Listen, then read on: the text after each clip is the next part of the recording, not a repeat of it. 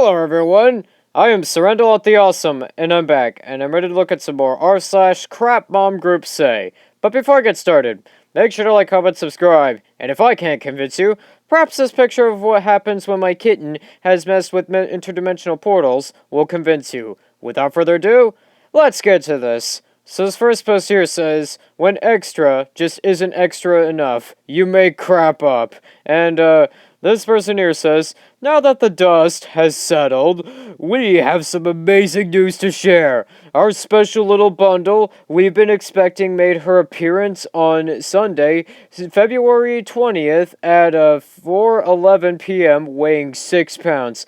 But we had a massive plot twist. After Reagan's arrival, 40 minutes passed and our midwife is checking me out and checking things and says, get the Doppler.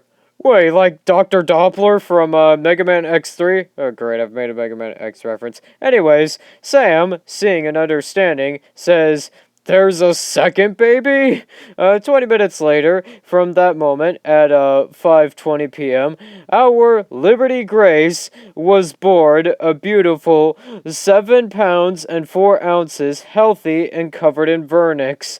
Edited to add, baby A, Reagan, was born 41 weeks after gestation. Baby B, Liberty, was born at 37 weeks gestation. So, everyone was surprised with twin girls. The most beautiful, home-water birth had our God's grace-filled hands all over every single step of this pregnancy, labor, and births too. To our good Father is all the glory and honor. To all are one. Oh, great, I had to make a Transformers reference. Okay.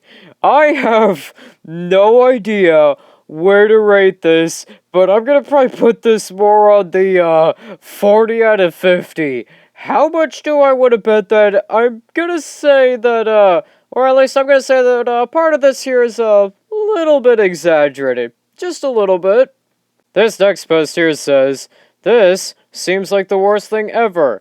And this person here says, my favorite placenta recipe. Ugh. Okay, 1. Remove all membranes from the fetal side of the placenta. Cut into chunks, about 2 by 2 inches. Put parchment paper on a tray that can fit in your freezer. Cover with another piece of parchment and freeze overnight. Next morning, you can put them all in a Ziploc bag and keep in your freezer sealed. I have a lot more questions. Placenta, Bloody Mary. Ugh. 1 to 2 cups of tomato juice, squeeze or fresh lemon or lime, pinch of salt, herbs of choice, 1 or more placenta chugs, whirl in a blender, enjoy. Ugh! No! Just no! No, I'm not gonna read the add-ons because this year's getting a 50 out of 50. That's just disgusting! I wonder more about how you even got all those placentas. Anyways. And this next post here says, problem with your child? First, do this completely reasonable thing, then traumatize them. And this person here says, help. How can I get my 3-year-old to understand a basic and age-appropriate understanding of stranger danger? We stayed at a hotel this weekend, and she continuously tried to escape out the door. If I wasn't there, and in this type of situation, there would have been no keeping her in. I told her pretty simply and seriously that there were strangers outside, and if she left the room, someone could have taken her and hurt her. My husband and I both told her the basic thing many times. She was still trying to run off when the door was open, off and on until we left. Now she is doing this thing at home, and I am very concerned because she is doing it here now. She has never tried to open doors and to leave the house until now. I know she is little and doesn't understand, but does anyone have any ideas on how I can make her understand a little bit better? Any other safety tips are welcome. I will also add, I am staying at my mom right now, so she is with me all the time and not really used to strangers. She still seems to have no fear and also will not stay by my side at public, even holding her hand doesn't work. And then I actually had to hold her to keep her from running off at this point. Edit to add, my littles are watching a movie together. Okay, so this is a pretty reasonable concern. Let's see what this person in the comments has to say. First, I would get some extra bolt locks installed in a high up place so your daughter can't reach them. Then, I'd sit her down and tell her all the stories of little kids who have been taken and never seen again. Then, I'd ask friends, one man, one woman I trust with my life, and kids to help you teach her a lesson. Do a fake kidnapping with them. It'll either scare the crap out of her and she'll never do it again, or tell you that you have a much bigger problem than you thought. I've seen a bunch of parents who've done this with their own kids to test them. Some pass the test and some fail. But I think in the end that everyone learns something. No. No, no, no, no, no. This is gonna get 50 out of 50. Do not do this, ever.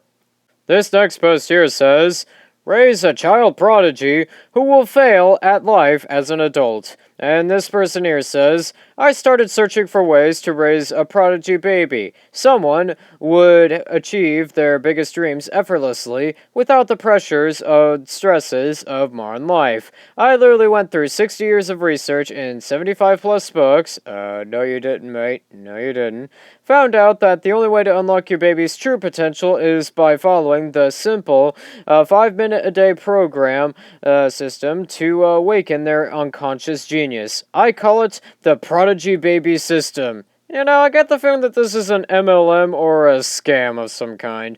After the following simple step system here, I and my wife were quite surprised to see our son crawling at 3 months instead of 8, walking at 8 months instead of 12, reading at 24 months instead of 6 years, singing solfege, no idea who that is, in perfect harmony at 24 months, mastering 200 plus words at 18 months. Yeah, no. This has to be an MLM. This can't be anything else, so this is getting a 50 out of 50. This next post here says, guilt tripping your 3-year-old child into nursing is gross. And this person here says, yesterday, my 3-year-old barely nursed. I spent a few hours at the hospital with my BF, so I wasn't with him the whole time. When I got home, I tried to get him to nurse for a long time, but he only nursed a tiny bit. Eventually, we were in bed, still trying to get him to nurse, in pain from being so full for so long. I told him it hurt, and if he didn't nurse me, it would stop hurting, and it would stop making milkies, and they'd be gone forever. I asked him if that's what he wanted, and he said yes, and so I started crying. He heard me crying and started nursing. Today, at nap time, he said that he was gonna nurse because the milkies hurt. I don't know what I'm gonna do when he eventually quits. Honestly, probably go into deep depression. Hopefully I have insurance again by then, and hopefully that's like a bunch of years from now. Has anyone else gone through this? No. No, no, no, no, no. Again, this is getting a 50 out of 50. Why are you doing this to your child? This is just emotional manipulation and you sound like a narcissist. This person here says, Mill, says, I just want to test if your 1-year-old actually has this here, or if you are just being dramatic. And this person here says, we discovered last October that our 1-year-old daughter has a severe, life-threatening peanut allergy. We had to go to an ambulance to go to the ER due to this here. First time visiting Mill since then, and she tries to give her a Ritz peanut butter cracker just to see if we are right about her allergy, or, you know, just being dramatic. No. This is getting a 50 out of 50 for that parent there. Why would you do that? Are you really wanting to play Russian roulette with something that is, you know, life-threatening like that? I mean, seriously. I think with that's gonna do it for today. Don't forget to like, comment, subscribe, and thank you so much for watching, and I'll see you in the next one.